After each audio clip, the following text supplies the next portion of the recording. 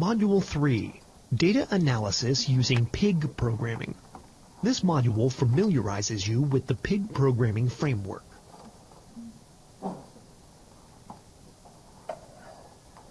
This module contains the following topics. Topic 1, Pig Architecture. Topic 2, Pig Data Types. Topic 3, Representing Data in Pig. Topic 4, Running Pig. Topic 5, User-Defined Functions. Topic 6, Pig versus Traditional RDBMSs. Topic 7, Advanced Techniques in Pig.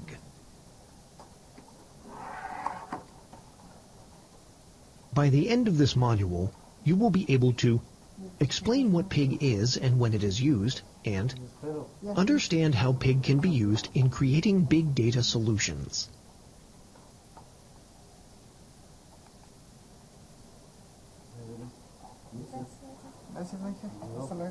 Pig is a platform for analyzing large data sets. An open-source high-level programming environment that greatly simplifies the execution of complex data analysis tasks. Pig provides a simple language, Pig Latin, for queries and data manipulation. Pig Latin is compiled into MapReduce jobs that run on Hadoop.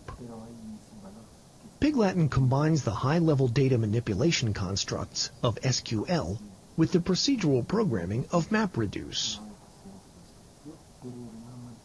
Pig can be used in the following scenarios. Pipelining data. When running extract, transform, and load, or ETL, jobs on Hadoop and batch processing, Pig can pipeline the data to an external application, wait until it's finished, receive the processed data, and continue from there. Pig also supports pipelining data from Pig to SQL. When handling iterative data processing and ad hoc queries for executing MapReduce jobs on very large data sets. For rapid development and testing, Pig requires only about 1/20th the number of lines of code when compared to Java, and far less development time.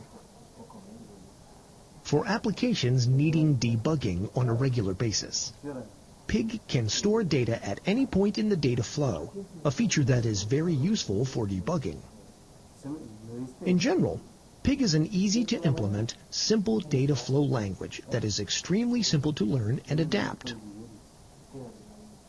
Click each button to learn more about why to use Pig.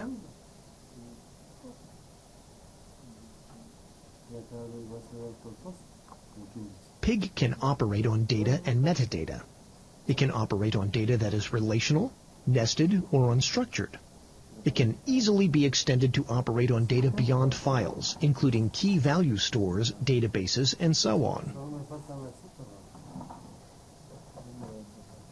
Pig is intended to be a language for parallel data processing. It is not tied to one particular parallel framework. It was first implemented on Hadoop. Pig is designed to be easily controlled and modified by its users. Pig allows easy integration with Java or languages that can compile down to Java, such as Jython. Pig supports user-defined load and store functions. Pig has an optimizer that rearranges some operations in Pig Latin scripts to give better performance and combines map and reduce jobs together. Pig processes data quickly. Also, Pig can store data at any point of the flow, making on-the-fly changes to intermediate steps possible without touching other parts of the application.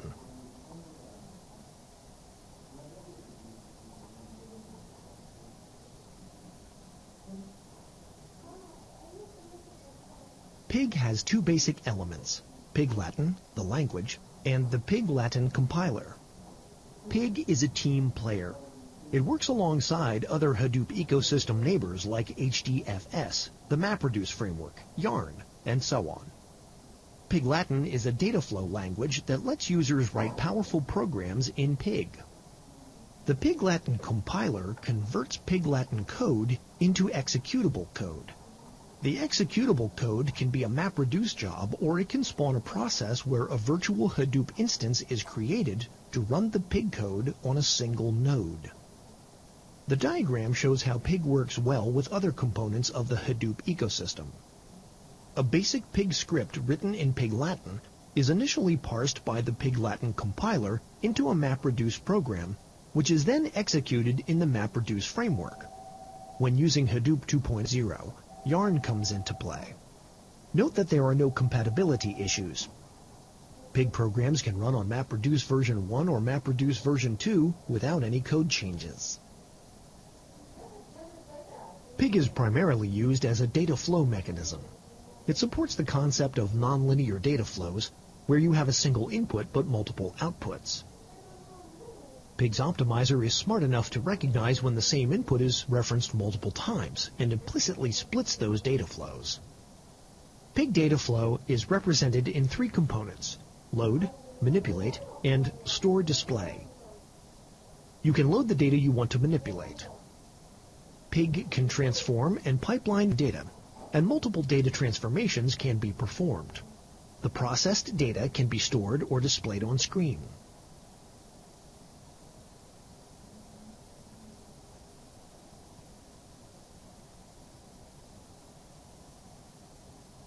Before we dive into writing Pig programs using Pig Latin, let's look at the Pig data model. This includes Pig data types, how Pig handles data, and how you describe your data to Pig. Let's start with the basis of any language, the identifiers. Identifiers include the names of relations or aliases, fields, variables, and so on. In Pig, identifiers start with a letter and can be followed by any number of letters, digits, or underscores. Valid and invalid identifiers are shown on screen. In the example shown to the right, A is an identifier.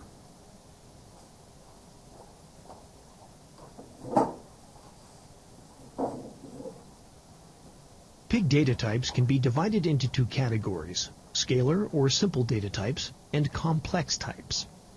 Scalar or simple data types are implemented internally using Java classes. Click each button to learn more about scalar data types.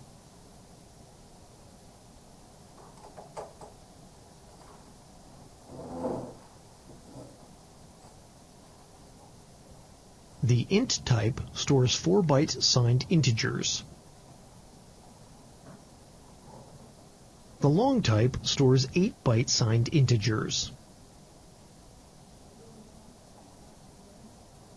The float type stores 4-byte single precision floating point numbers.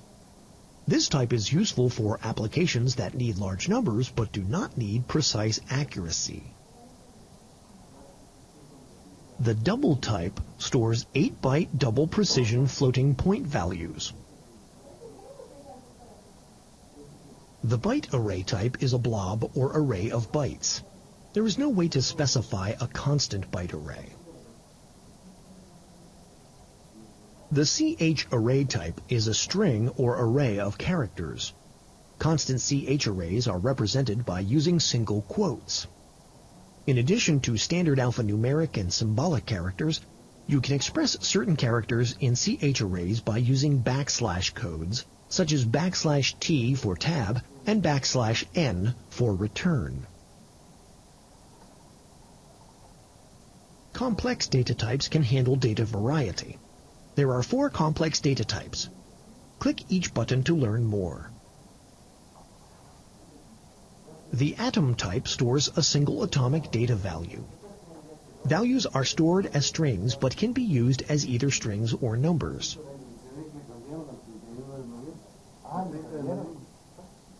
A tuple is a data record consisting of a sequence of fields. Each field is a piece of data of any type, such as an atom, tuple, or data bag. In Pig, tuples in a bag can be compared to the rows in a table in a relational database. A tuple can also contain an ordered set of values. A data bag is a set of tuples. Duplicate tuples are allowed. Think of a data bag as a table, except that Pig does not require that the tuple field types match, or even that the tuples have the same number of fields. Bags are an unordered collection of tuples. Data map is a set of key value pairs. Accessing a map with a specific key will return the value associated with that key.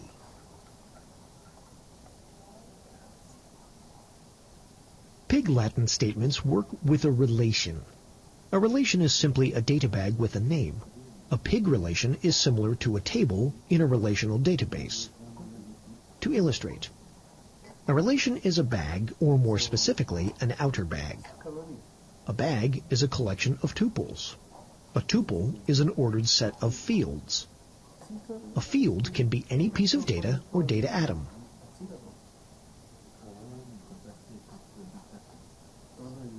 Here are a few things to note about memory management in the storage structure. Pig allocates a fixed amount of memory to store bags and spills to disk as soon as the memory limit is reached. This is very similar to how Hadoop decides when to spill data accumulated by the combiner. The amount of memory allocated to bags is determined by pig.cachedbag.mem usage. The default is set to 20% of available memory. Note that this memory is shared across all large bags used by the application. Currently, Pig waits until memory is low before spilling excess bags to disk. The memory manager in Pig maintains a list of Pig bags created in the same Java virtual machine using a linked list of Java weak references. Using weak references ensures garbage collection of bags when they are no longer in use.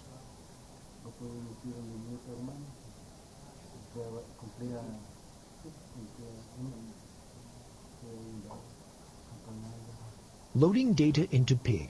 The first step in any data flow mechanism is to specify your input. In Pig Latin, data can be loaded using the load command. The load command loads data from the file system or other storage into a relation. A relation is simply a data bag with a name. By default, Pig stores your data on HDFS in a tab-delimited file. This standard format statement returns a bag of values, or relation, of all the data contained in the named file. Each record in the bag is a tuple, with the fields specified as field 1, field 2, and so on. File name is the input file name and path.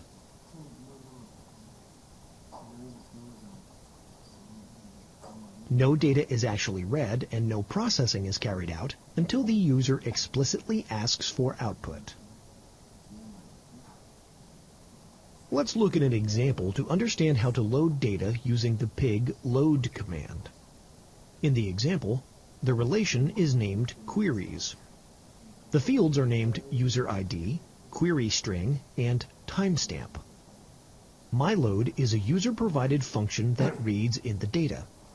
Pig supports user-provided Java code to handle application-specific processing. The default loader is called Pig Storage. This loader can read files containing character-delimited tuple records. These tuples must contain only atomic values. In the example, the Pig storage function expects simple new-line separated records with delimiter-separated fields. Pig supports 3 additional data loaders: bin storage, text loader, and JSON loader. Bin storage loads data in a machine-readable format and is used internally by Pig to store temporary data. Text loader loads data line by line and works with unstructured data in UTF-8 format. The resulting tuple contains a single field with 1 line of input text. Text loader also supports compression. Text loader cannot be used to store data. JSON loader loads data in a standard JSON format. Recursive nature of data loading. If you are in Hadoop mode and pass a directory name to load, it will load all files within the directory. But it will throw an exception if you run the same command in local mode. A relation in Pig may have an associated schema, which gives the fields in the relation names and types.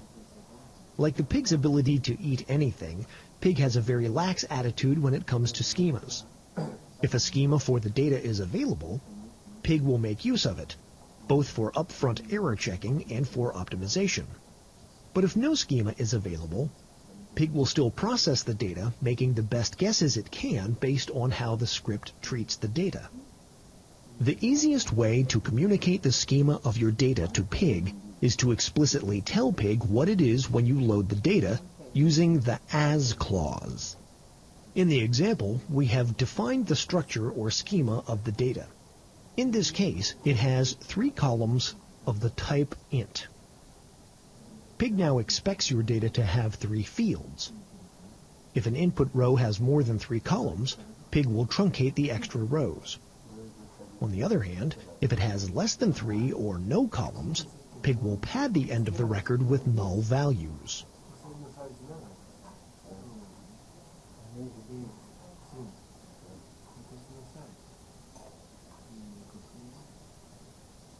It is also possible to specify the schema without giving explicit data types.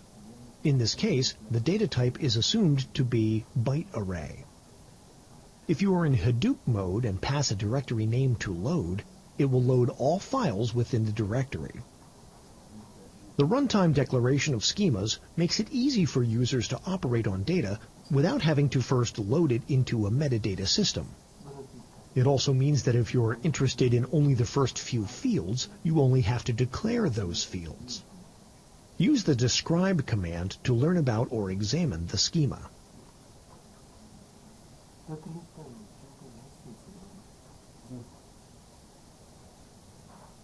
Another critical step in a data flow mechanism is how you display and store the data after processing. Pig uses the dump command to see the output data and the store command to store the output data into the file system. The dump command is used to execute Pig Latin statements and display the results to your screen. Dump is meant for interactive mode. Statements are executed immediately and the results are not saved. Dump is useful in the debugging process to make sure that results appear as expected. The store command stores or saves results to the file system. Store commands are typically used for production scripts and batch mode processing. Like the load command, the store command uses storage functions to store data in the desired formats. In this example, the store command stores the data in a file named myoutput, where each field is separated by asterisks. To check the output, use the cat command to display the content of the file on screen.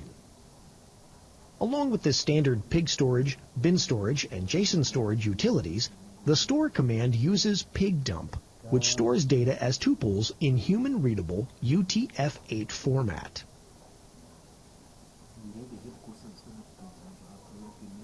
Pig supports the XML file format, which is advantageous considering the common use of XML data in various applications. The XML loader function loads the XML file. This implements the load-func interface, which is used to parse records from a dataset. It takes XML tag as the arguments, which it will use to split the input dataset into multiple records. RC file. Record columnar file, or RC file, is a data placement structure that determines how to store relational tables on computer clusters. To load and store data in RC file, you can use the Piggy Bank Hive Columnar Loader UDF.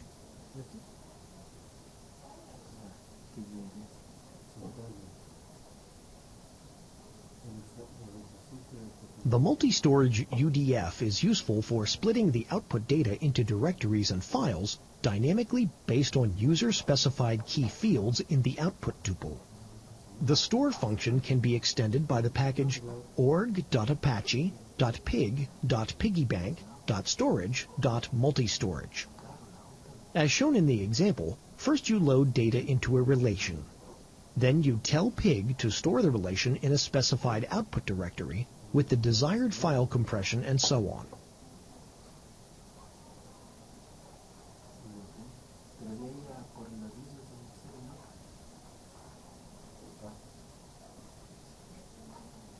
Pig has 2 execution modes, defined by the -x flag in the pig command. Local mode. In this mode, you are running Pig on only one machine and not in a distributed environment with clusters. All files are installed and run using your local host and file system. You can specify local mode using the -X flag. MapReduce mode. In this mode, you need to have access to a running Hadoop cluster and an HDFS installation. In MapReduce mode, Pig translates queries into MapReduce jobs and runs them on a Hadoop cluster. You can specify MapReduce mode using the -X flag. In both local and MapReduce mode, Pig has two invocation modes, interactive mode and batch mode. In interactive mode, you enter Pig commands manually using Pig's interactive shell called grunt. In batch mode, you place Pig commands in a script file and run the script. This is similar to executing a SQL script file. Pig can be run in interactive mode using the grunt shell. Here, Pig commands can be interactively used at the command line. This is similar to entering Linux shell commands at the command prompt. You typically use interactive mode to troubleshoot your cluster. Checking can be done after each command is executed. Click the button to learn more. This example shows how to load a password file and print all the IDs it contains. The first line loads the password file. The second line extracts the user IDs. The dump operator in the third line will display the results to your terminal screen.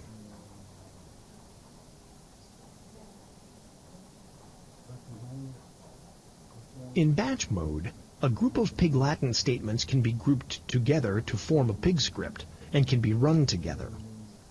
Batch mode is usually used for production environments. After revising the Pig scripts using interactive mode, you can put them together and use batch mode to run clusters. The script can be executed in local or Hadoop mode as shown in the examples. In batch mode, the entire script is first parsed to determine whether intermediate tasks can be combined to reduce the overall amount of work that needs to be done. Execution starts only after the parsing is completed.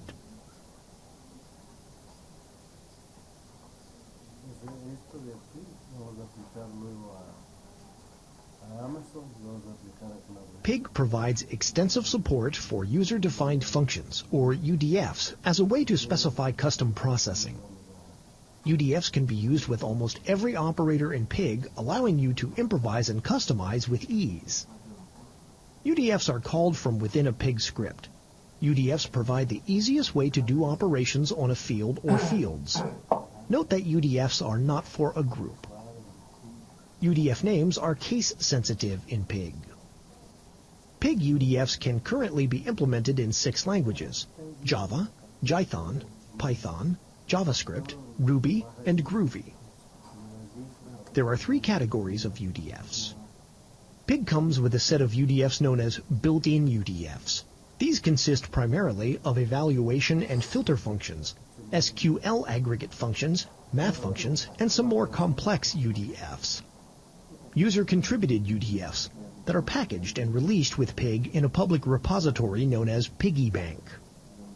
Custom UDFs that you create for your specific application. Click the icon to learn more. Piggy Bank is Pig's repository of user-contributed functions. Piggy Bank functions are distributed as part of the Piggy Bank distribution, but they are not built in as part of the Pig jar. You must register the Piggy Bank jar to use these functions. Piggy Bank functions are currently distributed in source form.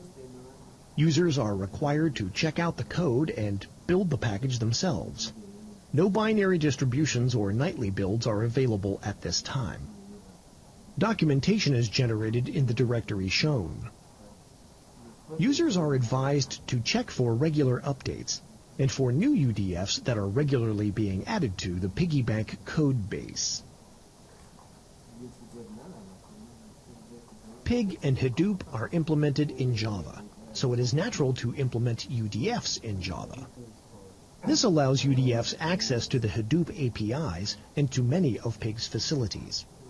There is no standard on whether UDF names should be all uppercase, camel-cased, or all lowercase. In this example, we are creating an evaluation UDF to convert an input string into all uppercase characters. The core method in this class is exec. It takes one record and returns one result, which will be invoked for every record that passes through the execution pipeline.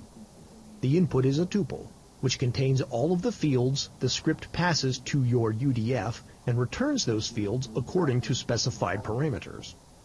The sample code shows an example of a UDF that converts an input string to uppercase and returns the uppercase string. Click the button to learn more. This is a Java class written as a UDF. All evaluation UDF classes must extend the eval_func class. In this example, we have implemented the exec method with our logic to convert the input string to an uppercase string and return it.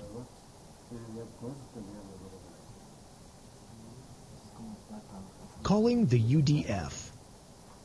First, you must register the UDF. When you use a UDF that is not already built into Pig, you have to tell Pig where to look for it. This is done via the register command. With the define command, you do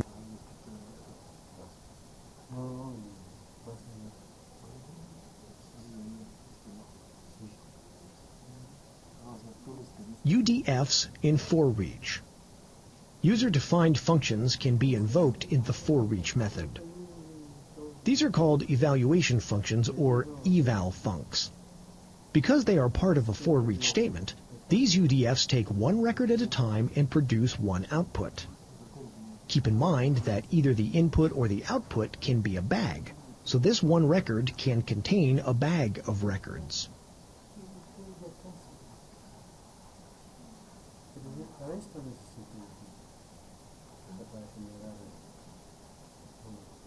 A Pig relation is a bag of tuples. It may have duplicate tuples. An RDBMS relation is a set of tuples where every tuple is unique. A Pig relation may have a different number of columns. An RDBMS relation has a fixed number of columns, which are fixed when the schema is specified. In a Pig relation, columns in the same position may have different data types. In an RDBMS relation, columns in the same position have the same data type.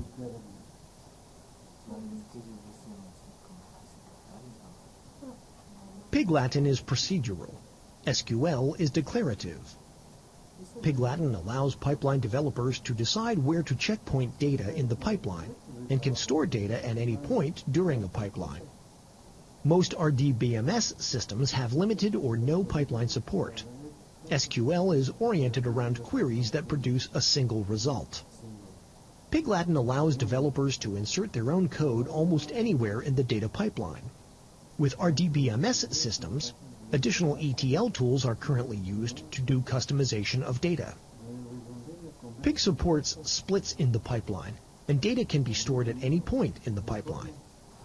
With RDBMSs, splits are not supported, and intermediate storage is not available. Pig uses ETL natively.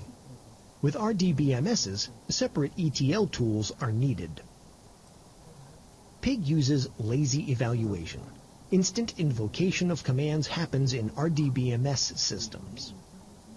In Pig Latin, there are no control statements like if and else.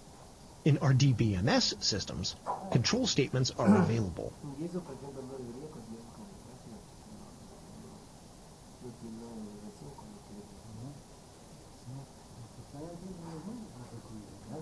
Let's compare a Pig query and normal SQL or HiveQL query.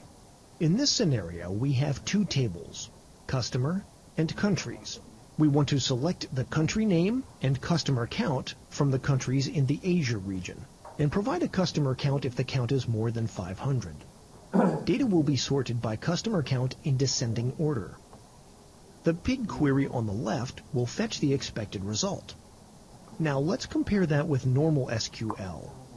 Click the lines in the Pig Latin code to see the equivalent syntax in SQL.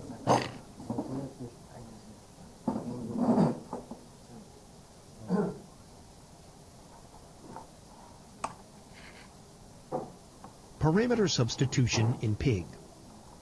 Pig Latin scripts that are used frequently often have elements that need to change based on when or where they are run. A script that is run every day is likely to have a date component in its input files or filters. Rather than edit and change the script every day, you may want to pass in the date as a parameter. Parameter substitution provides this capability with a basic string replacement functionality. Parameters must start with a letter or an underscore and can then have any amount of letters, numbers, or underscores. Values for the parameters can be passed in from the command line or from a parameter file. Click the button to learn more.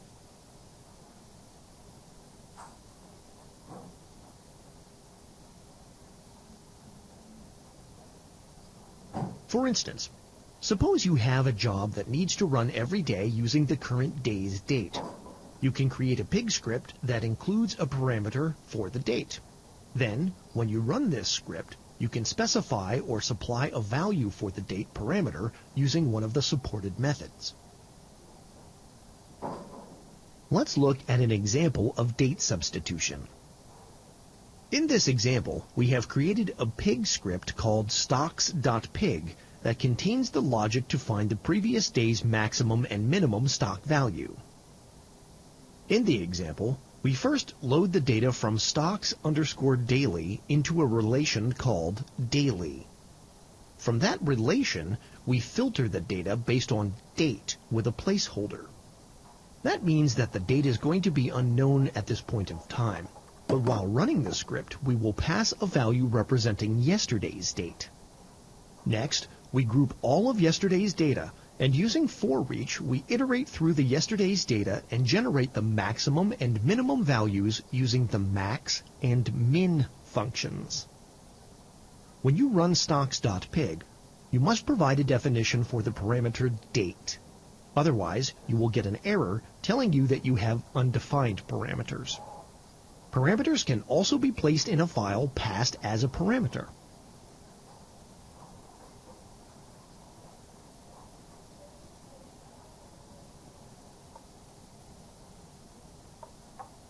As production Pig scripts grow longer and longer, Pig Latin must integrate standard programming techniques like separation and code sharing offered by functions and modules. This led to Pig Latin support for macros. Pig lets you define your own macros. This makes your Pig Latin scripts modular. Macros are declared with the define statement. Macros can be defined in the same script file as the Pig script file. Macros can also be written in a different file and imported into Pig scripts using the import command.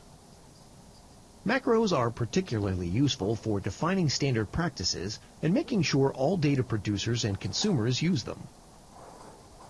A macro definition can appear anywhere in a Pig script as long as it appears prior to the first use.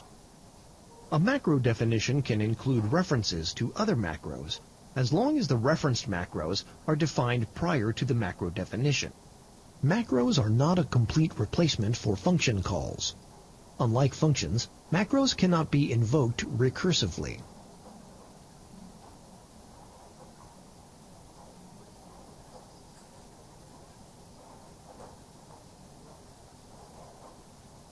Note that any alias in the macro that isn't visible from the outside will be prefixed with a macro name and suffixed with an instance ID to avoid namespace collision.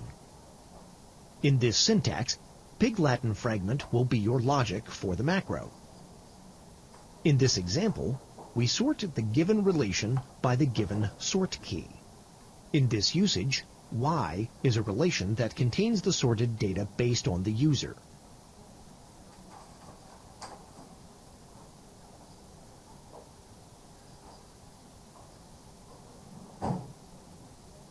Pig joins are one of the most common data operations.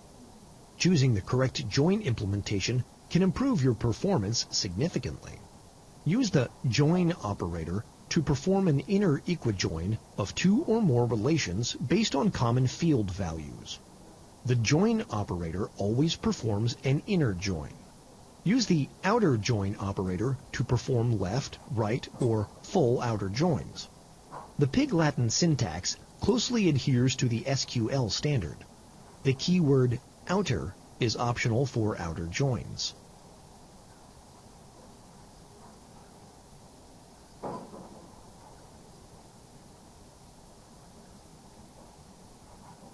A fragment replicate join is a special type of join that works well if one or more relations are small enough to fit into main memory. In these cases, Pig can perform a very efficient join because all of the Hadoop work is done on the map side. In this type of join, a large relation is followed by one or more small relations. The small relations must be small enough to fit into main memory. If they don't, the process fails and an error is generated. Click the button to learn more. For example, suppose you were processing data where you needed to translate a U.S. zip code to the state and city it refers to. As there are at most 100,000 zip codes in the U.S., this translation table should easily fit in memory. Rather than forcing a reduce phase that will sort your big file plus this tiny zip code translation file, it makes sense instead to send the zip code file to every machine, load it into memory, and then do the join by streaming through the large file and look up each record in the zip code file.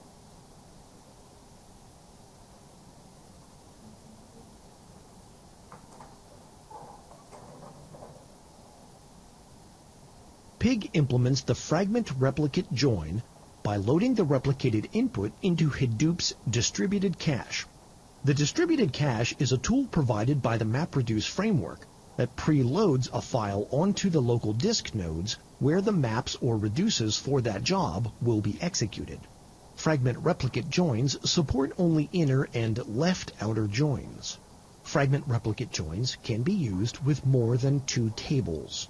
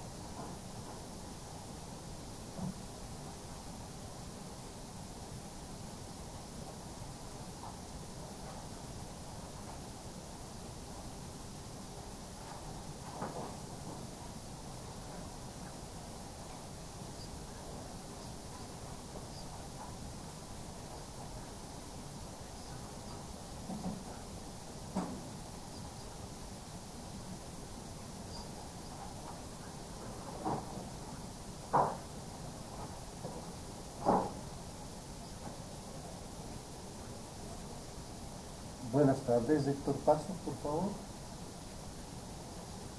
Mucho gusto. Esteban Gómez le está saludando de la Universidad Tecnológica y Comercial. ¿Cómo está usted? ¿Cómo ha pasado? Hágame un favor. Mire, estaba tratando de comunicarme con David Vivanco, pero me ha sido bastante difícil. Le llamé a las 5 que habíamos quedado, pero no sé si usted fuera tan amable de facilitarme tal vez su número telefónico o celular.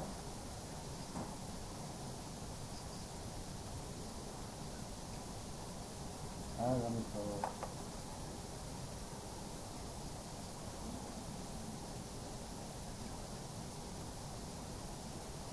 A ver, 098 455 8 74. ¿Ya? Sí. Correcto, sí. Entonces, será factible, mañana es factible llamarle, ¿no?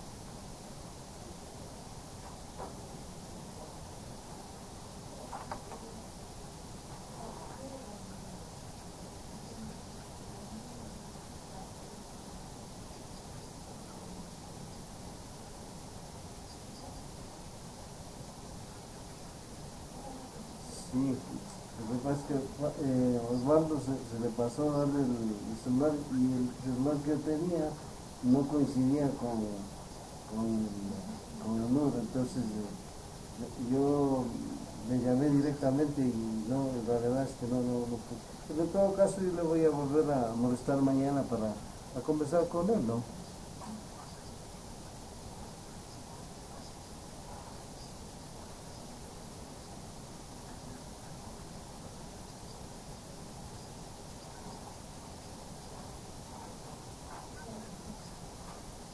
Ya, ok.